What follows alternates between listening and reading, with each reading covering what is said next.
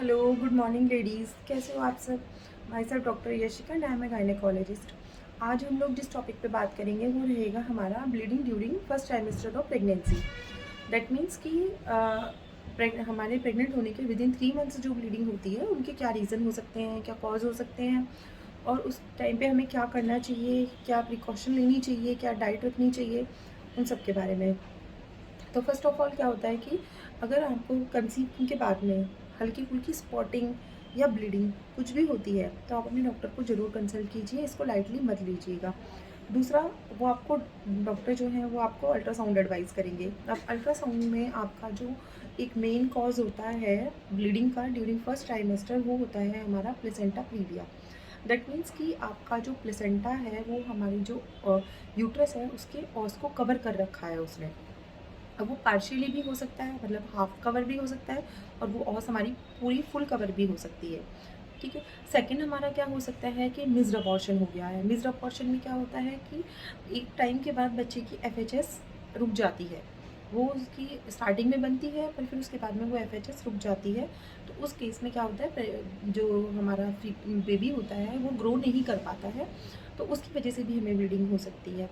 कई और तो ये दो मेन कॉज होते हैं। बाकी का ऐसे भी हो सकता है कि आप गिरे हों, आपको चोट लगी हो, ये रीज़न भी हो सकता है। आपने कुछ ज़्यादा गर्म चीज़ें खा ली हों, उसकी वजह से भी ये रीज़न हो सकता है। तो पहले नहीं, रूल आउट करने के लिए आपको एक अल्ट्रासाउंड कराना बहुत ज़्यादा ज़रूरी है। आप अल्ट्रासाउंड कराइए, पहले डॉक्टर से कंसल्ट कीजिए, वो आपको एडवाइस करेंगे कौन सा अल्ट्रासाउंड कराना है, टीवीएस कराना है या अपर एब्डोमेन से कराना है, तो वो आपको एडवाइस करेंगे। आप जाके अपना अल्ट्रासाउंड कराइए, उसमें जो भी कॉज होता है, तो ब्लीडिंग का कॉज चाहे कुछ भी हो, प्रिकॉशन हमें मोस्टली केसेस में सब में सेम ही रखनी होती है।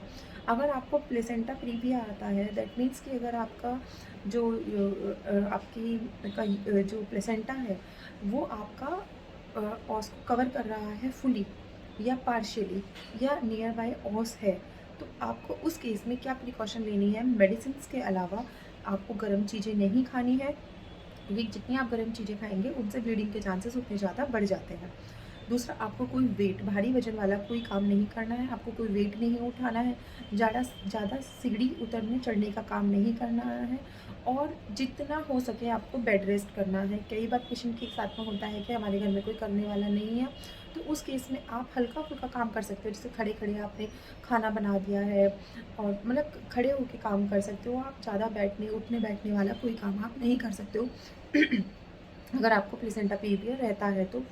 ठीक है। उस ये हो गया हमारा पहला कि आपको प्रिकॉशन क्या लेनी है। सेकंड, आपको क्या करना है, मेडिकेशंस में हम लोग ये इंजेक्शंस आते हैं जिसको नॉर्मल लैंग्वेज में बोलते हैं ठंडे इंजेक्शंस, वो हार्मोनल इंजेक्शंस होते हैं।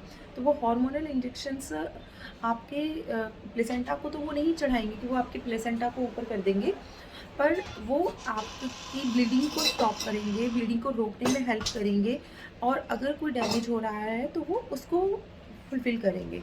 तो उसके लिए आपको हार्मोनल इंजेक्शन फॉर्म में और टैबलेट फॉर्म में, कैप्सूल फॉर्म में, कई फॉर्म्स में आते हैं। वो जैसे भी डॉक्टर आपको अकॉर्डिंगली आपकी सिचुएशन जैसे भी आपको प्रिस्क्राइब करते हैं वो आपको स्टार्ट कर देना चाहिए। दूसरा आते हैं मिस्ड अबॉर्शन पे। मिस्ड अबॉर्शन में क्या होता है कि हमारा बेबी की हार्ट बीट स्टार्ट हुई थी, बनी थी, पर उसके बाद में हार्ट बीट रुक गई। उस केस को मिस्ड अबॉर्शन बोलते हैं। उस केस में आपको, अगर आपके डॉक्टर एडवाइस करते हैं तो आपको डीएनसी ही करानी पड़ेगी, क्योंकि उस केस में उस बेबी को रखने का कोई फ़ायदा नहीं होता है और रिपीट दोबारा अल्ट्रासाउंड आप कराते रहो, उसमें भी कोई फ़ायदा नहीं होता है कि आप अल्ट्रासाउंड करा जा रहे हो कि एफएचएस आएगी, पर अगर आके एक बार और फिर एफएचएस रुक गई है तो वो मिस्ड अबॉर्शन में कैलकुलेट होता है और उस केस में आपको अपनी डीएनसी ही करानी होगी। तो उस केस में भी ये होता है कि आपको हल्की फुल्की स्पॉटिंग आ सकती है, या कई बार क्या होता है कि ऐसा नहीं है कि मिस्ड अबॉर्शन के बाद में आपको स्पॉटिंग आई हो। ऐसे भी हो सकता है कि आपको स्पॉटिंग आई हो, बेबी आपका ठीक था, स्पॉटिंग हुई है, ब्लीडिंग हुई है, तब बच्चे की एफएचएस रुक गई है। तो दोनों केसेस में, चाहे वो बाद में हुई हो चाहे पहले हुई हो, पर अगर मिस्ड अबॉर्शन आ रहा है तो उस केस में आपको डीएनसी ही अपनी करानी पड़ेगी।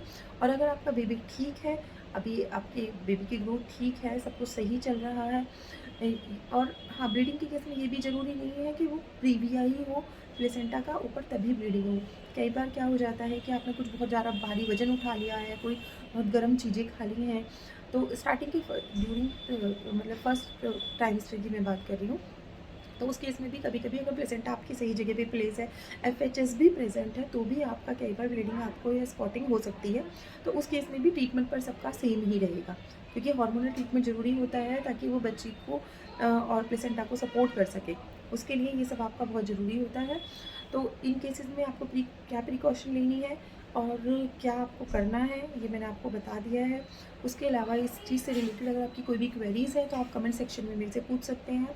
इन केसेस में आप आगे की इस तरह की वीडियोस के लिए आप मेरे चैनल को सब्सक्राइब कीजिए, ताकि आपको टाइम टू टाइम इस तरह की वीडियोस अपडेट होती रहे। Thank you very much, bye.